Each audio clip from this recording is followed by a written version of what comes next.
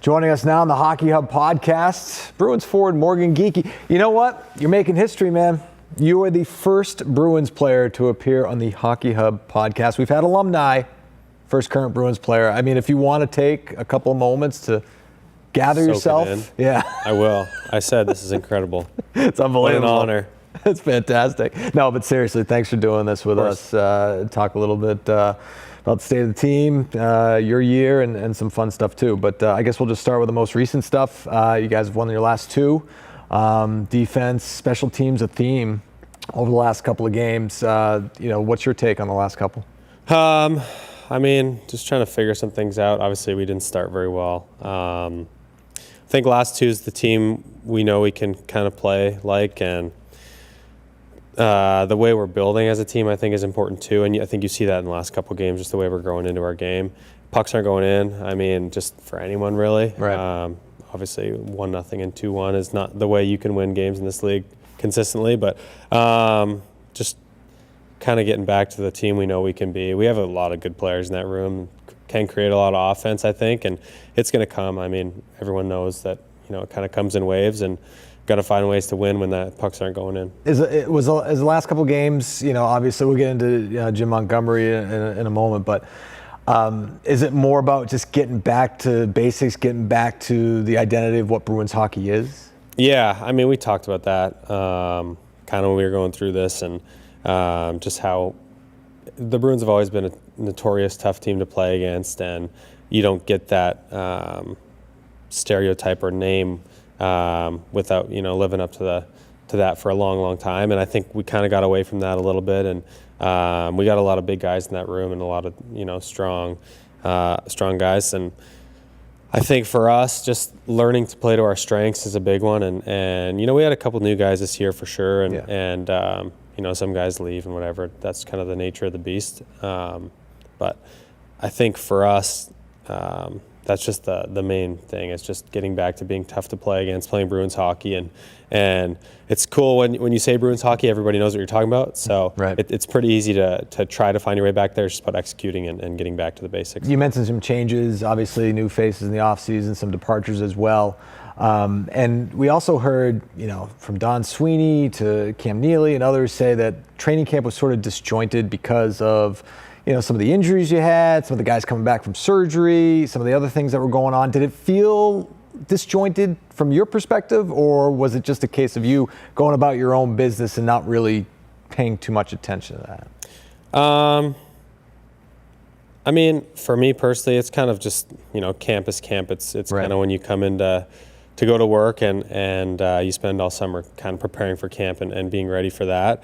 And obviously injuries and things like that happen throughout camp and guys being out, for the start of it. But, I mean, we're all professionals. We should all kind of just go about our business and do that. But to say it's disjointed, I mean, I don't know. I think it's just a lot of new faces. Some of the older faces, like, Marcia didn't play in the preseason, right. Things like that. Maybe that mattered to some people, but I know in our room for sure it was kind of just something we tried to leave. It was going to run its course, and he came back for the start of the year. So, I don't think there's much to say. Maybe, I know, as a player at least, it's just about getting that group, conjoined together and, right. and being a team. You mentioned Brad Marchand. Some of the other leaders spoke after Jim Montgomery and the Bruins parted ways. Talked about it, basically saying, "Hey, you know what? This is on us. We let them down." Did it sort of feel that way for you? Yeah, for sure. Coming in here, I'm a pretty fresh face with the Bruins, but coming in, just the respect everybody had for him, last year and the season they had before I got here. We all knew how good of a coach he is, how good of a person he is, and definitely I think we knew we weren't playing up to the potential that we could play to, and the standard maybe sunk a little bit, and then obviously there's changes and things like that, but I think there's a small part of everybody that definitely knows they could give a little more, or it just didn't work out the way that it was supposed to. But he's a great person and a great coach, and obviously he just landed on his feet. So, yep. It definitely wasn't a surprise to anybody to see him to get another job. So, he's a good coach, and it's just one of those things that hockey's a business at the end of the day, and he's a great person, and I know everyone in this organization has great things to say about him for sure. For you personally, last few games now, you've been with Pav and Pasta, and noticed in the last game, just from my seat watching you, and a couple of cross ice passes that you made, just short of connecting or coming up short, but it seemed like some of that chemistry is starting to sort of form with you guys. And then again, just from my untrained eye, it sort of looked like. Does it feel that way for you though?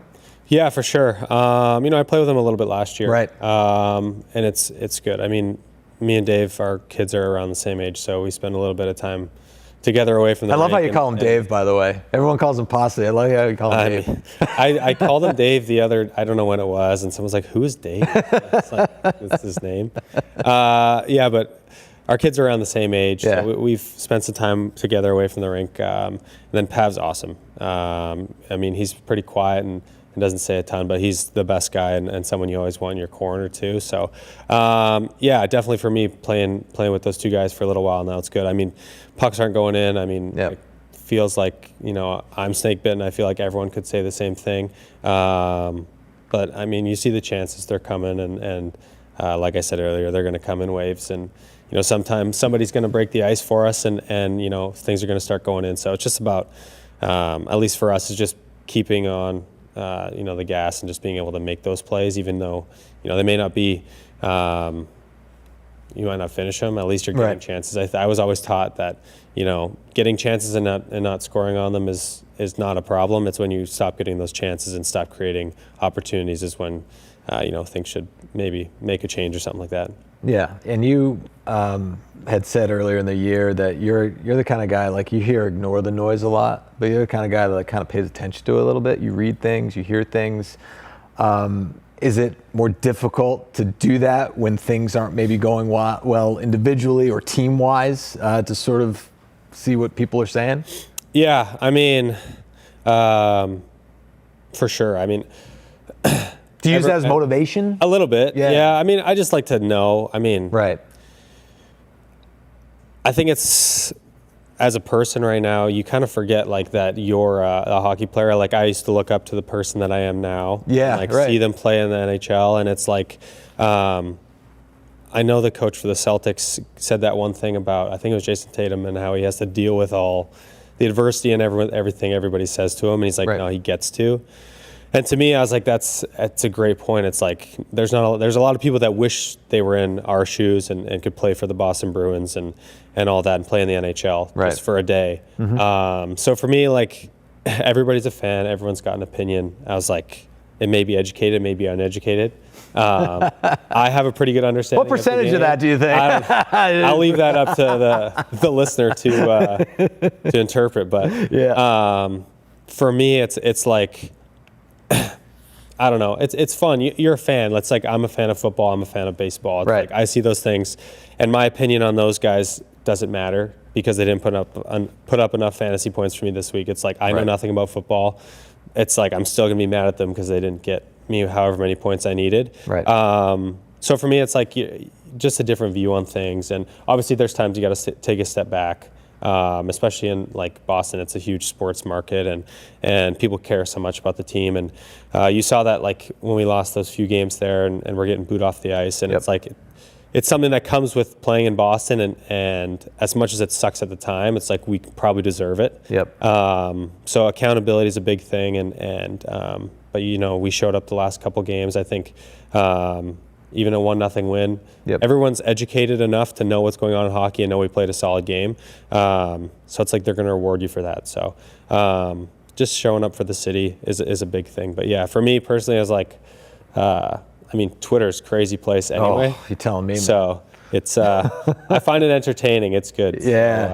So, they come after broadcasters too. I'm not sure if you're aware of that. Yeah, actually, a little bit. Yeah, it happens from time to time. Yeah, you got to roll with the punches a little bit. I'd rather, but to your point about the crowd like booing you, like, as funny as it sounds, you'd rather have them boo you than not, because if they're not booing you, that means they don't care anymore, right? Yeah. So if they're coming after you, at least they care about the product, right? Yeah, for sure. Yeah. And as a player, like, I'm sure they're frustrated. We're frustrated just with how everything went and has gone. I think we're starting to turn a new page and grow into our game.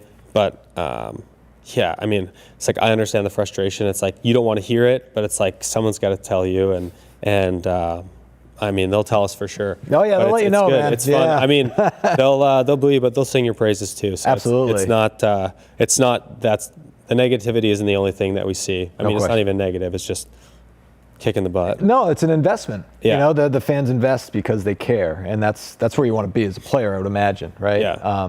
And I can see, obviously, you appreciate that. So I'm looking at the schedule, right, and I'm seeing some other guy with your last name in the league, Connor. I don't know if you know him or not, but no, your younger brother getting an opportunity in the NHL this year for the first time with the Lightning after the trade. Did you? I mean, did you just call him like before he made his? How did that work? Like congratulate him. I don't know what kind of relationship you guys have, but yeah, we're close. We're really close. Yeah. I mean, our family's all like we talk every day. Nice. Me and him. I mean, we don't talk about hockey a ton. I try to give him some pointers here and there. Yeah. I mean, I was trying to explain to him how to get a cashier's check for his apartment the other day, and I was like, those are the things that we talk about. It's not about hockey. Yeah, well, you're like the married old father now, I am, right? yeah, I'm an old guy. But I was like, I went through all those things, and it's tough when you, for the first time especially. Yeah. And I mean, I think he's 20 years old, so it's like Yeah. a couple years younger than I was, and going down there to a new team with guys you don't really know, especially coming from Arizona. They got a lot of young, youthful guys, good players, and then you go to Tampa Bay where they've won, however many cups, they've been to the playoffs however many years, and it's a little different culture maybe, but it's good. I think he fits in. He's very outgoing and maybe the opposite of me, but it's good. He fits in. I'm sure you can tell by his turtleneck and his tinted visor and no teeth. It's like maybe the opposite, but dude, what's up with the pregame shower bath? Like, when did that start? I have no idea. He was in junior, I think, when he started the walking backwards. Okay. I don't know if you've seen that. I haven't seen that, no. Yeah, so I don't know. Whatever. He started the walking backwards thing. The water thing, I've never even seen that before. Wow. Okay. I saw it on maybe social media. Like it was on, it was on the TikTok NHL or Tampa, NHL, yeah. Somebody would have posted It's become a thing down there, I guess. I don't know. Yeah. Yeah. Anyway. I mean, I don't know. When you talk, he's you don't something talk about else, that man. He's the best, but he's also I can't even put it into words.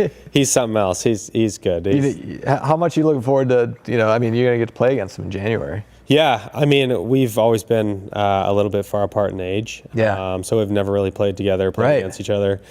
We skated with each other in the summer for a little bit, and it's always fun. But I mean, at that point, we try to play with each other. I like playing with him, and he likes playing with me. Just obvious connection. I'm sure you can put that together. But yeah, it's fun. It'll be cool. I think it'll be really cool for our parents and the rest of our family. Yeah, I don't really know. It's tough to know what to expect. Yeah. I mean, it's not.